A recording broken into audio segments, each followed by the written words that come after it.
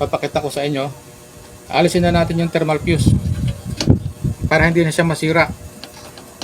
Pagawa kayo ng pagawa. Okay? Ito, tanggalin natin. Actually, ang thermal fuse talaga, Tanggalin natin dito. is hindi mo ito. siya dapat tanggalin Ayan o. sa rice cooker. Tatanggalin nyo yun. Dapat palagi siyang Kasi yan nandun. ang laging nasisira. Kasi ang Tapos, purpose ng thermal fuse is safety. ang gagawin natin dito, Ang nangyari, hindi na siya safety, gawa ng ay putulan natin. nakarekta na siya, in-splice niya, Yan. pag Termila ganun din. nag-overheat, ang rice cooker, Putulan natin. matik sabog Pasok natin. ang rice cooker. Bali, Dahil insulation wala lang nang ito. makakat off for safety purpose. Ang gagawin natin dito, pag dudugtungin nyo, yan, dudugtungin nyo, gawa nyo ng magandang dugtong, ilipitin lang ninyo na gano'n. Yan. Ayusin lang natin yung pagpilipit para lapat na lapat. Okay.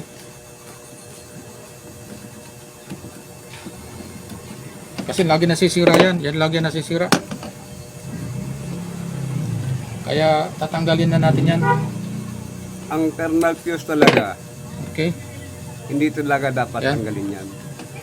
Okay na yan. Kasi sabi ko nga, sa umpisa, Ngayon, lagay na natin. bakit merong thermal fuse is for safety purpose. Lagay na natin dito. Natural Sabi ni James Albi yun. Yan. Sabi na ko ni masisira James Albi, ang thermal fuse Huwag natin itong ilalapat. dahil nagkakaroon Dito. Nakahang lang siya. ng overheat Ano natin? ang rice Ano cooker. natin? At yan ang purpose kung bakit merong thermal fuse. Yan. Hello guys. Kung nakita nyo yung video, maling-mali talaga yun.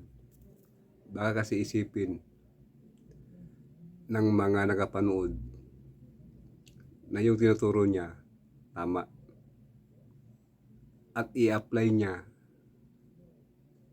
sa sarili niya. Actually guys, maling-mali talaga yun.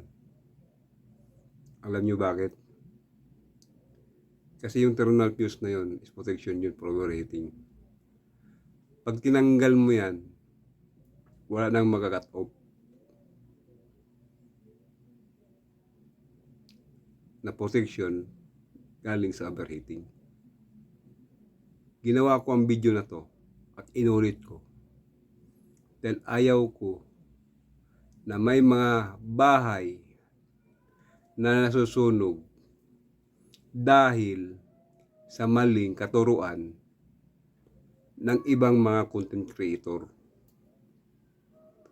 Yung mga mali nila ang tinatama ko. Lalo na ang tinuturo nila is part ng electrical na maaaring magiging cause o dahilan ng pagkasunog ng mga kabahayan. Hindi ako sa nagmamagaling. Hindi ako sa nagmamagaling. Pero tiyatama ko ang mali niya. Dahil maling-mali talaga at baka mamaya gayahin pa ng iba. Gusto ko malinaw na yung tinuturo niya mali. Huwag niyong tanggalin ang thermal fuse na naka-install sa mga appliances niyo.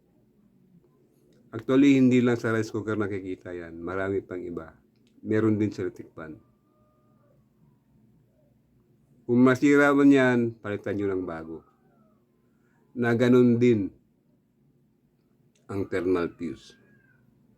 Ang sukat niya, ang laki niya. Huwag nyong baguhin.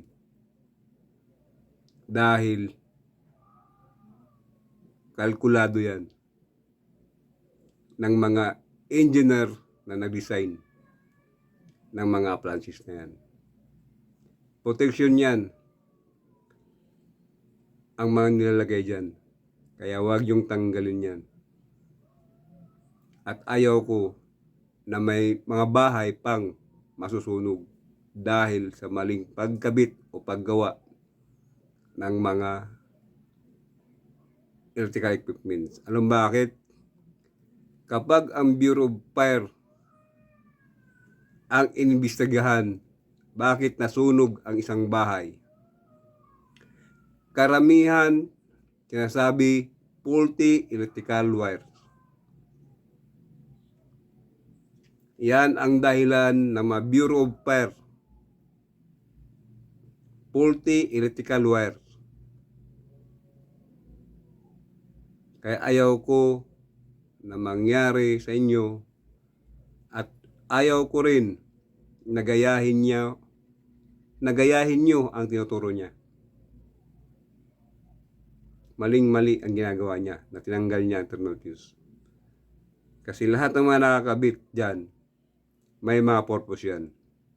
May mga dahilan yan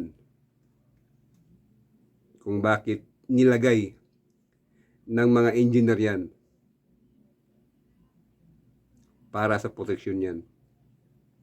Na hindi masusunog yung mga bahay nyo dahil sa mga maling katuruan ng ibang mga content creator na hindi naman talaga expert pagdating sa kanyang trabaho.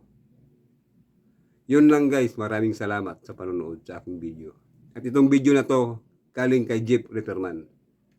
Maraming salamat.